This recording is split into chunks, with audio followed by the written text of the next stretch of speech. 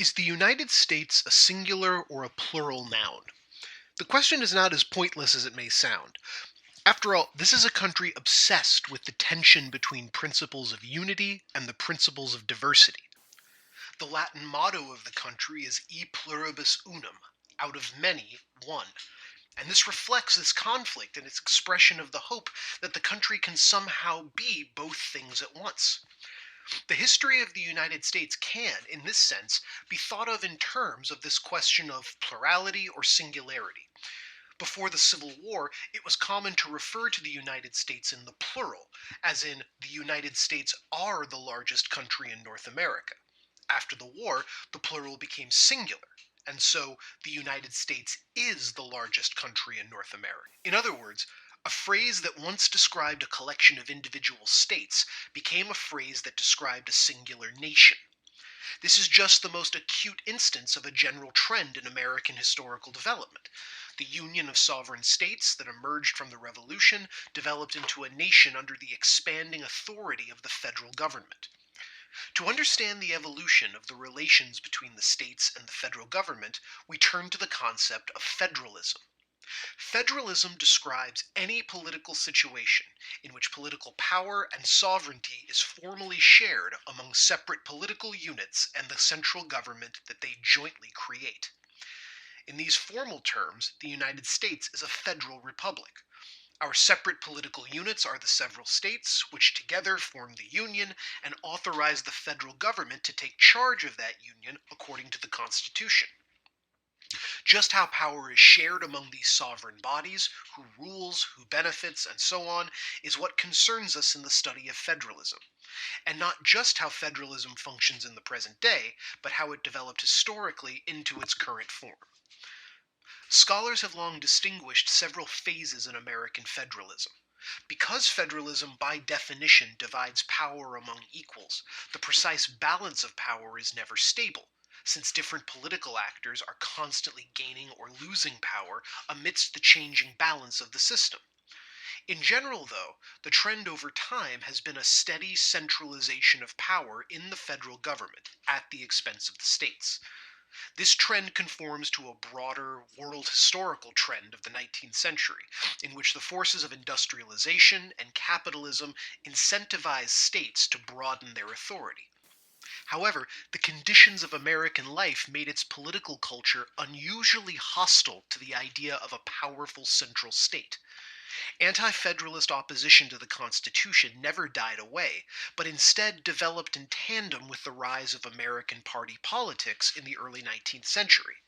Andrew Jackson's Democrats inherited from the Jeffersonians a tradition of suspicion toward a powerful government that cooperated with economic elites, the sort of system favored by Alexander Hamilton, among others. The dominant political culture was reinforced by a democratizing society that praised the unrestrained freedom of the individual to rise and fall by his own merits.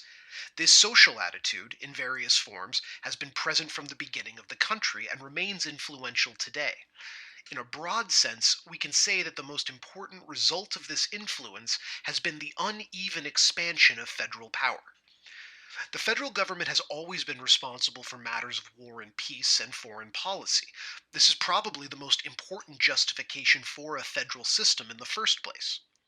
But the anti statist and hyper individualist assumptions of our society obscure the fact that from the beginning, the federal government's powers went beyond that, especially when it came to organizing the conquest of the West. In the century between the first settlement west of the Appalachians and the completion of the Transcontinental Railroad in 1868, the federal government managed a mass migration and invasion of North America that brought the United States to the Pacific coast.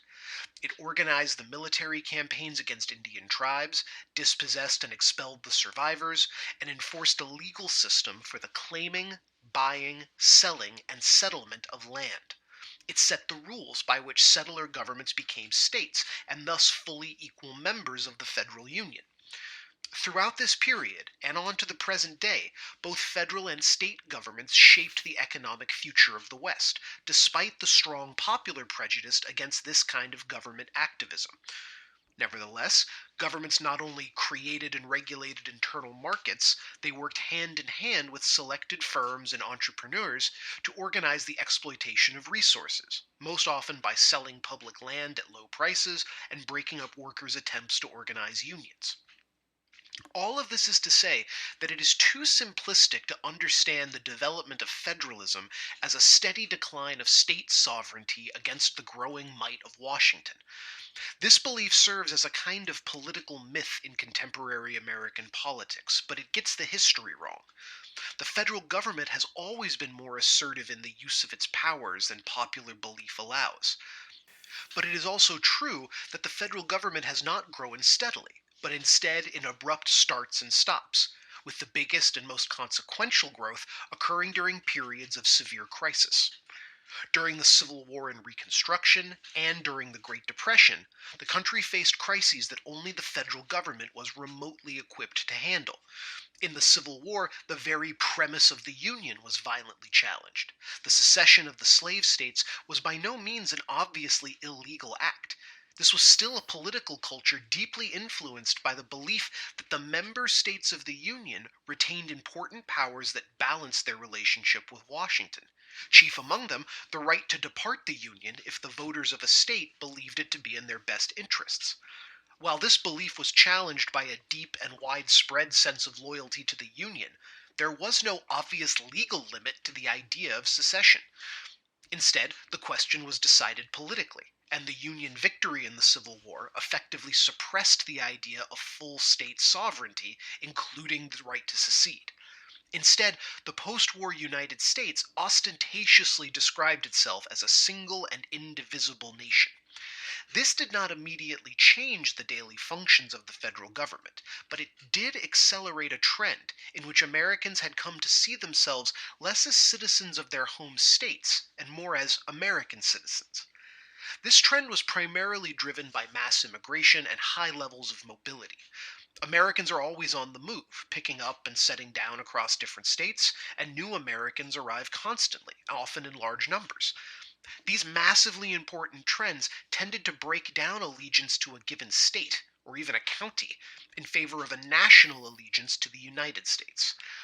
In fact, this is an important context for understanding the crisis of the Great Depression, and why that crisis made it possible to massively and permanently expand federal authority.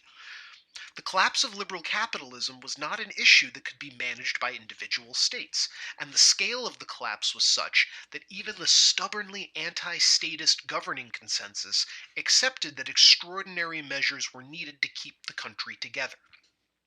The New Deal Democrats seized the opportunity and embarked on a reform program that totally transformed the relationship between government and citizen, primarily by making the federal government the guarantor of political and economic rights. For the first time, the federal government directly involved itself in the management of the economy, in cooperation with business and also with labor interests. In the face of overwhelming want, the New Deal broke with the liberal capitalist tradition to establish the foundations of a welfare state, in which the federal government took direct responsibility for shielding its citizens from the harshest consequences of industrial capitalism. Crucially, the New Deal encouraged closer cooperation between the states and the federal government, especially because states were desperate to secure funding from Washington. This trend toward federal supremacy, backed with the unmatchable resources of the federal treasury, only accelerated during the total mobilization of the Second World War and the entrenchment of the military industrial complex during the Cold War. Even the conservative counter-revolution against the New Deal, brought to power in the 1980s and 1990s by the Republican Party, has failed to meaningfully shrink the federal government or restore the ideal of states' rights against Washington.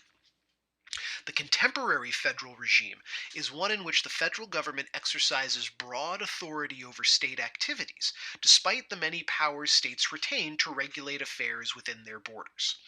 This oversight might be direct, as it was under the pre-2013 Voting Rights Act, where states with histories of racial discrimination in voting had to get clearance from the Department of Justice before they made any change whatsoever to state election laws. Or it might be indirect, as is often the case with federal education policy. Because states have a lot of formal control over their educational systems, the Department of Education often attaches strings to funding to get states to adopt federal education policies. For example, billions of dollars in federal aid to state schools was conditional upon those schools accepting the Common Core educational standards under the Obama administration.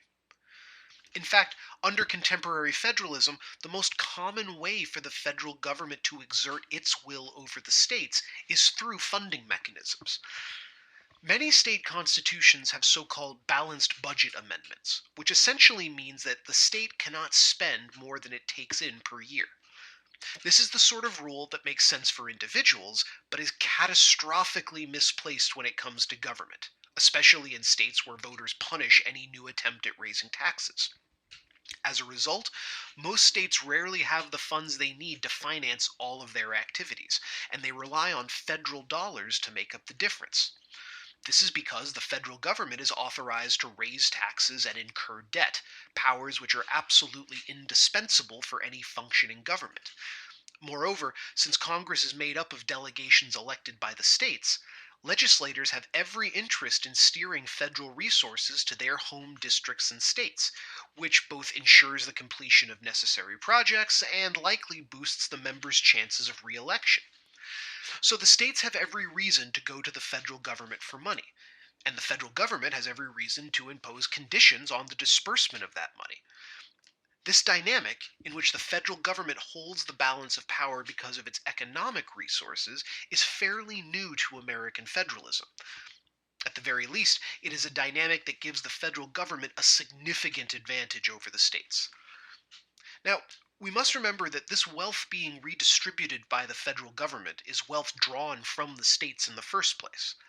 Wealthier states tend to pay more into the federal treasury, while poorer states tend to draw more on the federal treasury. For example, a rich state like New York pays more to the federal government per year than it gets back in the form of federal investment. A poor state like Louisiana pays less to the federal government than it gets back in investment. In this case, by investment, I mean federal money for Medicaid or FEMA disaster relief, and so on. In an important sense, this is the point of the federal union. A continent spanning system is only possible if the federal government can effectively redistribute the unequal wealth and resources of the several states.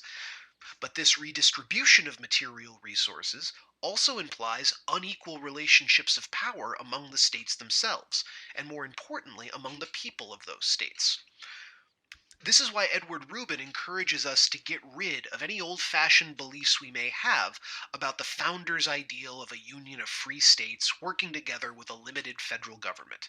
According to Rubin, this fantasy bears no resemblance to contemporary American politics. Consider the kind of federal system that prevails in Switzerland. The Swiss Federation takes the sovereign status of its constituent units, called cantons, very seriously. They are truly sovereign and jealously guard their prerogatives against other cantons and the federal government. These are not just convenient administrative regions, they are coherent political communities. Rubin contends that Americans are just not politically attached to their states in anything like the way they're attached to the United States. In fact, this is why he thinks the death of federalism has not produced a severe crisis. Patriotic attachment to the nation is a long held belief that can, so far, more than make up for the loss of state level political identity. Rubin's core argument is that while at the time of the founding of the Republic, federalism may well have been the only way to keep the country together, it has become redundant thanks to the extraordinary homogenization of American political life. We are certainly a very diverse country in many ways, but when it comes to our political culture, we are remarkably narrow, dull, and unimaginative. For example, the United States Congress is divided into two chambers, the House and the Senate. Well, so are the legislatures of 49 of 50 states, despite some different terminology. The sameness of our state political institutions is astonishing for a country of 330 million people that claims to be a democracy. Where is the innovation or experimentation one would expect in a federal system of 50 sovereign states? Though it can be easy to lose sight of this fact in New York City, the general cultural homogeneity of the United States is remarkable.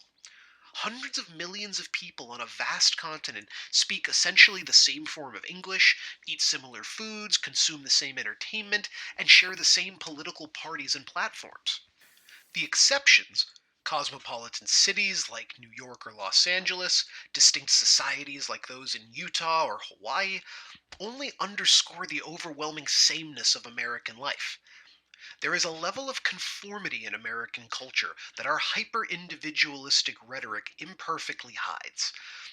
All of which is to say, federalism, as traditionally understood, does not seem relevant to the realities of American life. Even if federal systems and structures continue to function, there are signs of serious strain. Consider the drastic differences in population size between states. California has 40 million people. Wyoming has 580,000. Yet both are equal states in the Union, entitled to 2 senators each and whatever claims on the federal government a state can make. State borders do not track well with the real political geography of the United States, as people and activities sort themselves along contours that pay no mind to state boundaries. Populations cluster in major cities and surrounding suburbs as rural areas are depopulated. The 5 largest cities in the country have more people than 10 separate states. The general trend is one in which rural areas are overrepresented and urban areas are underrepresented in a federal system of states. Politically, this benefits the Republican Party, which is extremely strong in these rural areas and correspondingly quite weak in many urban areas. Hence its strong commitment to the status quo of the political system, which maintains the party's ability to compete despite a shrinking voter base. So, as we try to understand how federalism works in the contemporary United States, we need to set aside idealized and obsolete notions of a balanced system working as the authors of the Constitution intended. Instead, we need to focus on how that system evolved historically and how its structure shapes the possibilities and limits of political action.